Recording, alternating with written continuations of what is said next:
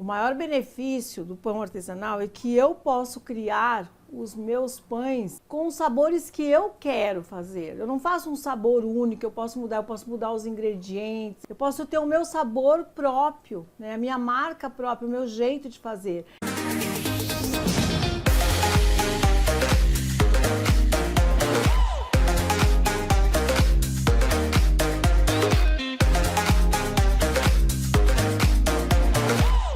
Sejam muito bem-vindos, futuros mestres da panificação.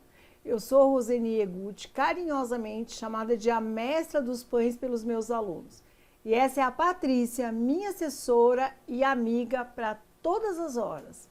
Aqui no programa Na Cozinha com Roseni, eu vou tratar de vários assuntos que vão te ajudar a se tornar um mestre em panificação, mesmo que você nunca tenha feito um pão em sua vida.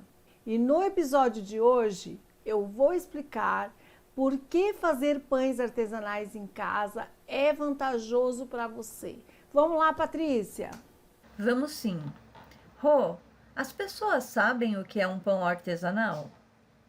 Eu acredito que sim, que elas saibam. Só que o que acontece? Hoje, na modernidade, nós falamos artesanal, mas na verdade caseiro e artesanal é o mesmo pão.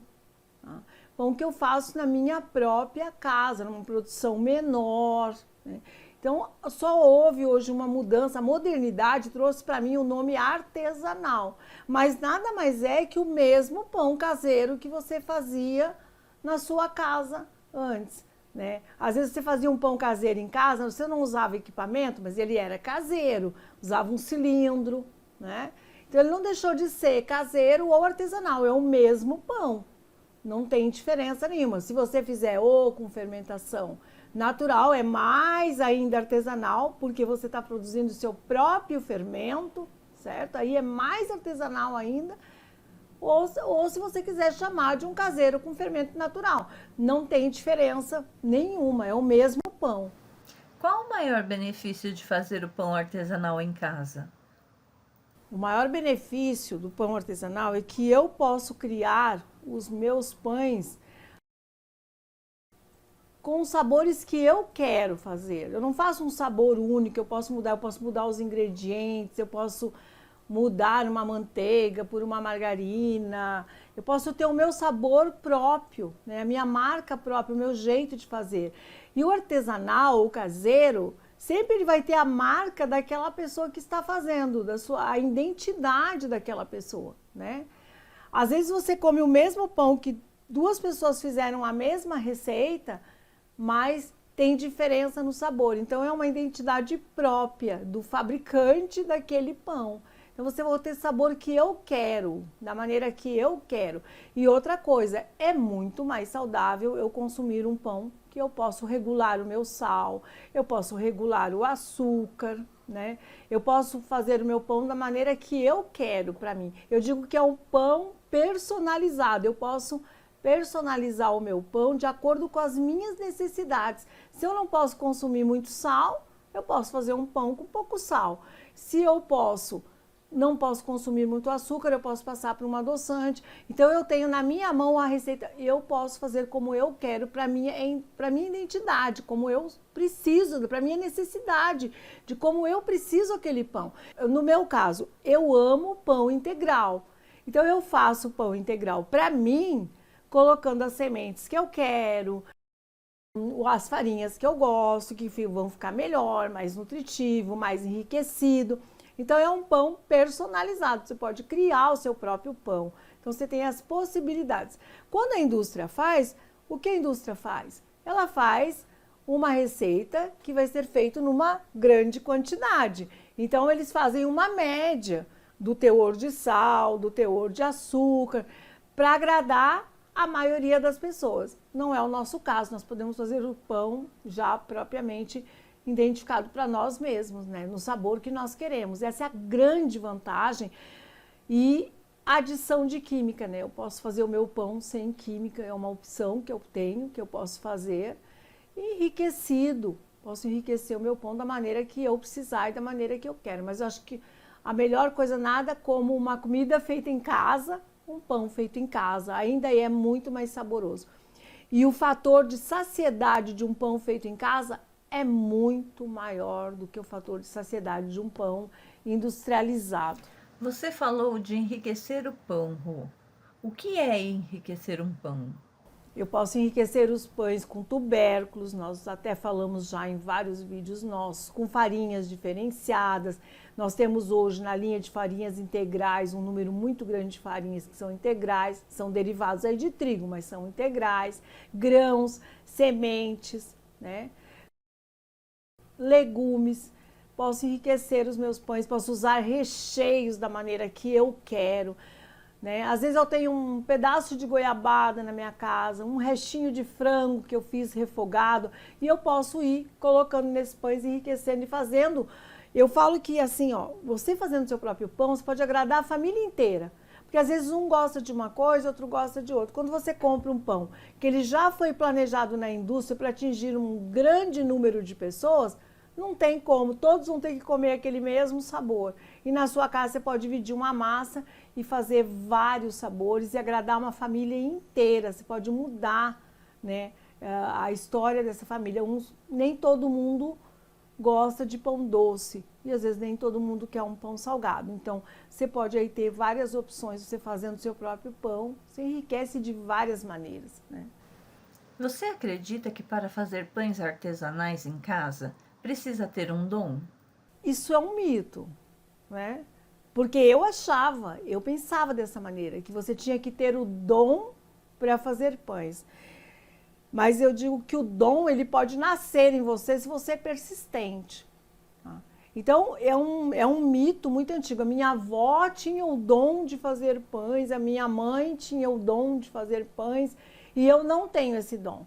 Então, eu falo que isso é mito, mito mesmo, porque hoje, com os pães que eu faço, eles são muito melhores do que a minha avó fazia, que a minha mãe fazia e assim por diante. Se você hoje estudar as técnicas, se aperfeiçoar nas técnicas, então você não precisa do dom, né? O dom ele pode existir para outras coisas, mas na panificação eu vejo muito estudo, muita técnica e algo mais importante que em toda profissão, em tudo que você for fazer, é importante perseverança. Fez uma receita, não deu certo, leia novamente e faça. Porque quando você fizer a segunda vez, você vai descobrir aonde você falhou. E quanto mais você fizer, melhor você fica. Então você não precisa ter o dom, né? Se eu fosse esperar pelo dom, eu gostava de fazer, eu tinha desejo de fazer, mas eu não posso dizer que eu tinha o dom de fazer pães. E a minha dedicação fez com que eu me tornasse mestre em panificação. Então isso é muito importante. A perseverança é o maior segredo. Ninguém permanece no mercado por muitos anos se não perseverar. Rô, falando em persistência, você lembra quando foi a primeira vez que você fez um pão artesanal? Eu sempre lembro que desde pequena eu tinha o desejo de fazer pães. Sempre tinha o desejo de fazer pães. Mas o que mais marcou a minha história e que fez com que eu desse início à minha carreira foi logo depois que eu tinha me casado e aí eu queria fazer para minha família, para os meus filhos, e eu sempre estava em busca de receita de pães, né?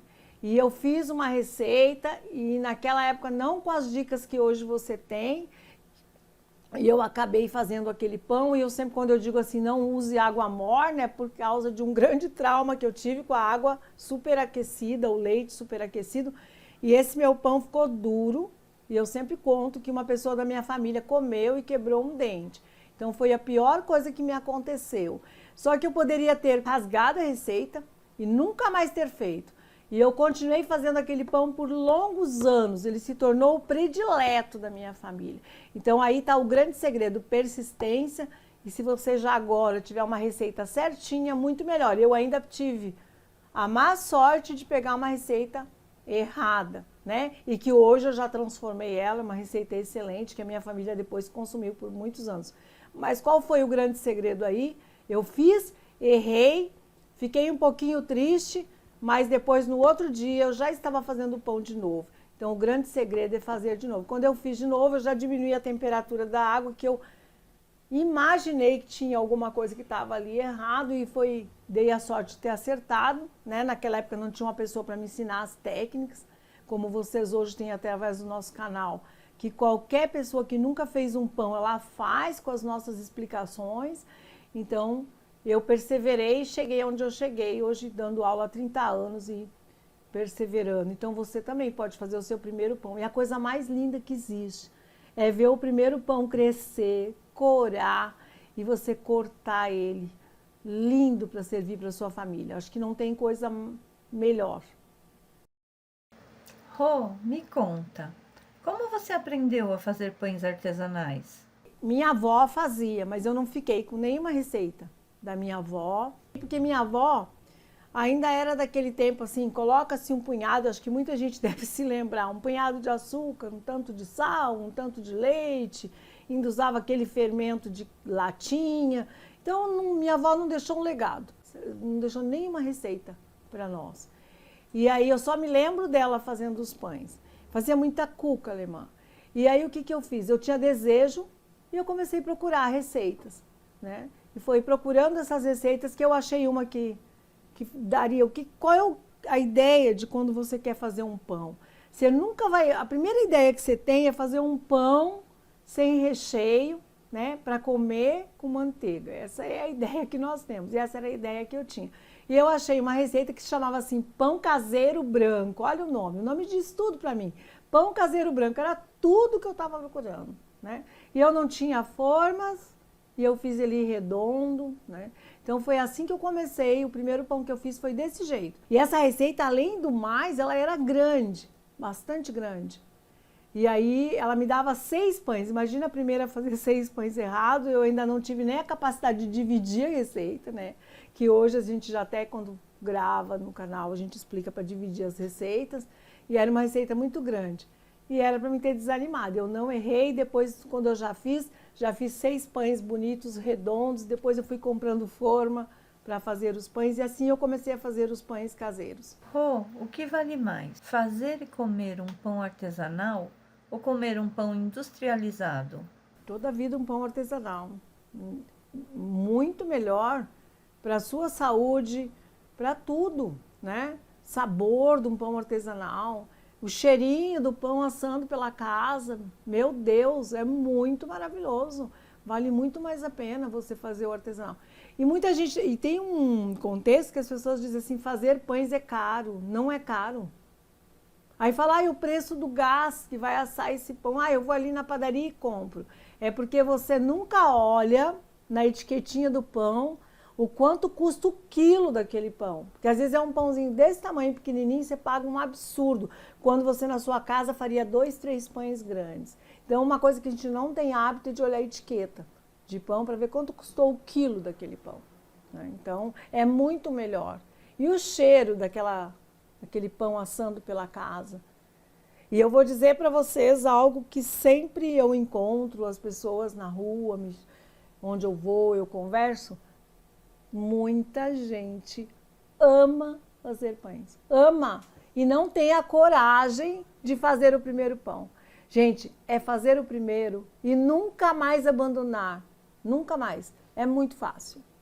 Você procurou muitas receitas para fazer o seu primeiro pão. Diz para nós, como você se aperfeiçoou? Foi refazendo. As receitas que eu errava, eu refazia. Ou então eu lia a receita e eu achava muitos ingredientes. Eu já tinha esse critério, assim, era uma coisa que comigo. Eu acho que isso acontece com você. Você lê uma receita e você diz, nossa, mas tem muitas coisas para mim colocar nos pães. Então aí o que aconteceu? Quando eu escolhi a receita que tinha menos ingredientes, que era mais simples, que me dava um volume de pães maiores, foi aí que eu escolhi a receita. E acabei fazendo essa receita há muitos anos, né? Mas normalmente a gente, quando olha para a receita e vê ela com muitos ingredientes e muitos detalhes, qual é a ideia de quem vai fazer o primeiro pão? Ela quer uma receita simples, simples. É isso que ela quer. Era isso que eu buscava. Quando eu encontrei, ótimo. Foi aí que eu parei nessa receita.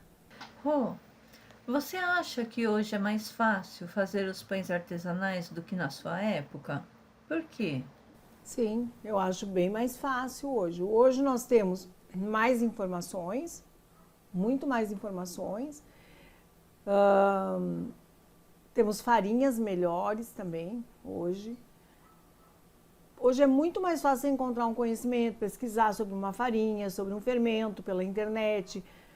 Nos nossos próprios vídeos hoje você tem muita informação a respeito de fazer os pães. Naquela época em que eu comecei era muito difícil.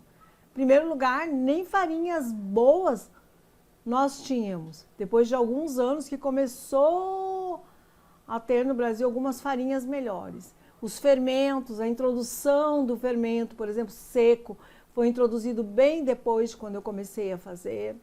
Então eu acho que hoje a facilidade, as informações hoje são muito melhores. É muito mais fácil fazer o primeiro pão, muito mais do que naquela época que eu comecei. Rô, como eram os cursos antes e como são hoje? Fale um pouco dos seus cursos.